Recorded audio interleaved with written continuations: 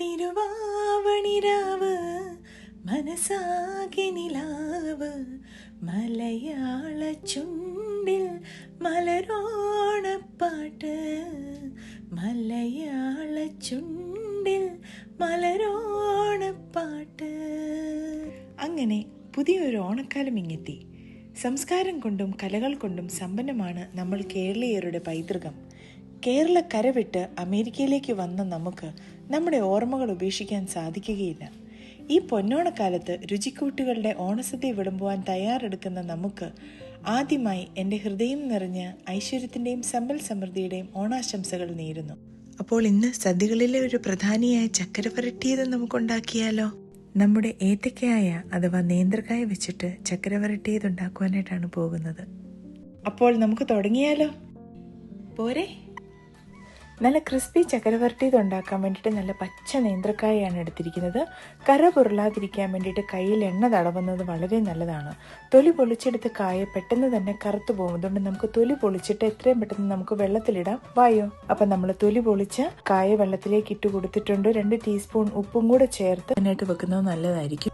ഇനി നമുക്ക് നേന്ത്രക്കായ വെള്ളത്തിൽ നിന്നെടുത്ത് നടുവേ ഒന്ന് കീറിയിട്ട് ഇങ്ങനെ ചെറുതായിട്ട് അരിഞ്ഞരിഞ്ഞ് കൊടുക്കാം. വളരെ തിൻ സ്ലൈസസ് ആയിട്ട് അരിയുന്നതായിരിക്കും ഏറ്റവും നല്ലത്. ഇനി ഈ തിൻ സ്ലൈസസ് എല്ലാം എടുത്ത് ഒരു പാത്രത്തിലേക്ക് മാറ്റി നമുക്കത് ഡീപ് ഫ്രൈ ചെയ്യാൻ വേണ്ടിയിട്ട് കൊണ്ടുപോകാം. ചെറുതായി അരിഞ്ഞ കായകൾ ഡീപ് ഫ്രൈ ചെയ്യുവാനായിട്ട് ഇഷ്ടമുള്ള എണ്ണ, ഒരു റിഫൈൻഡ് ഓയിൽ നമുക്ക് ഉപയോഗിക്കാം. ഞാനിവിടെ ഉപയോഗിക്കുന്നത് വെളിച്ചെണ്ണയാണ്. എണ്ണ ചൂടായി വന്നാൽ കായ എണ്ണയിലേക്ക് നമുക്ക് കോരിയിടാം. എണ്ണയിലിട്ട ഉടനെ തന്നെ ഒരു സ്ട്രെയിനർ ഉപയോഗിച്ച് നമ്മൾ കായ വിതറി ഇടണം. അല്ലാത്ത പക്ഷം കായ ഒട്ടിപ്പോകും. എണ്ണയിൽ കായ ഒത്തിരി തിക്കിയിട്ട് നമ്മൾ വറുക്കുകയും ചെയ്യരുത്. അങ്ങനെ ചെയ്താൽ കായ വെന്തും പോകും. അങ്ങനെ കായകളെല്ലാം നമ്മൾ നല്ല ക്രിസ്പി ആയിട്ട് വറുത്തെടുത്തിട്ടുണ്ട്. ഇനി നമുക്കതെല്ലാം സ്ട്രെയിൻ ചെയ്ത് മാറ്റി ഒരു ടിഷ്യൂ പേപ്പർ ഉപയോഗിച്ച് എക്സസ് ആയിട്ടുള്ള എണ്ണ നമുക്ക് അബ്സോർബ് ചെയ്ത് മാറ്റാൻ സാധിക്കും. ഇനി ഒരു കൂട്ട് തയ്യാറാക്കുകയാണ്. 1 ടേബിൾ സ്പൂൺ ചുക്കുപൊടി, 1 ടേബിൾ സ്പൂൺ നല്ല ജീരകം, 2 ടേബിൾ സ്പൂൺ പഞ്ചസാര എന്നിവ നമുക്ക് പൊടിച്ച് മാറ്റി വെക്കണം. കുറച്ച് അരിപ്പൊടി നമ്മൾ എടുക്കുന്നുണ്ട്. അത് അവസാനമാണ് നമ്മൾ ഇത് ചേർക്കുന്നത്. അത് നമുക്ക് എടുത്ത് മാറ്റി വെക്കാം. ഇനി നമുക്ക് ശർക്കര ഉരുക്കിയെടുക്കാം. കപ്പ് അളവിൽ പറഞ്ഞാൽ 1.25 കപ്പ് ജാഗറി പൗഡറാണ് ഞാൻ ഇതിന് യൂസ് ചെയ്യുന്നത്. ഈ 1.25 കപ്പ് ജാഗറി പൗഡറിലേക്ക് 1/4 ഗ്ലാസ് വെള്ളം, വളരെ ശകലം ചൂടുവെള്ളം ഒഴിക്കുക.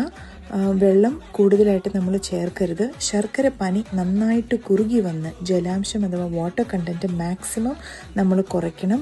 അങ്ങനെ കുറുക്കിയെടുത്ത് നോക്കി ഇതിൻ്റെ ഒരു പാകം എന്ന് പറയുന്നത് 1 സ്ട്രിങ് കൺസിസ്റ്റൻസി അഥവാ ഒരു നൂൽ പരുവമായിട്ടുണ്ടോ എന്നതാണ്.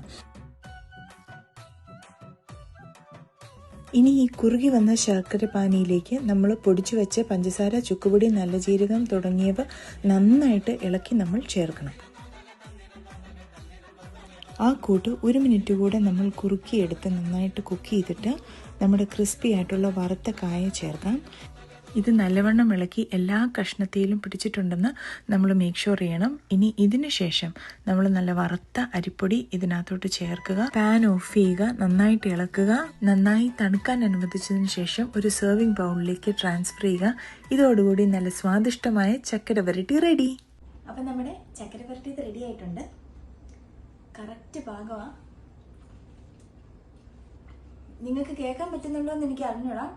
നല്ല ക്രിസ്പിയാണ്, ഇൻസൈഡ് നല്ല സോഫ്റ്റുമാണ്.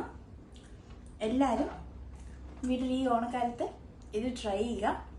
അപ്പോൾ ബൈ, താങ്ക് യു.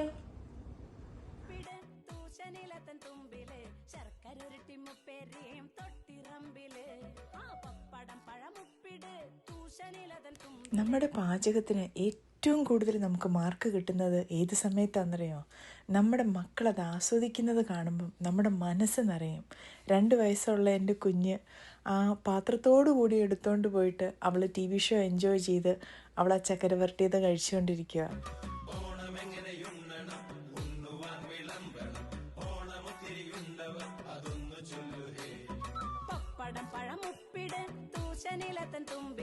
ശർക്കരൊരുട്ടി മുപ്പേരിയും തൊട്ടിറമ്പില്, പപ്പടം പഴമുപ്പിട് തൂശനിലതൻ തുമ്പില്, ശർക്കരൊരുട്ടി മുപ്പേരിയും തൊട്ടിറമ്പില്.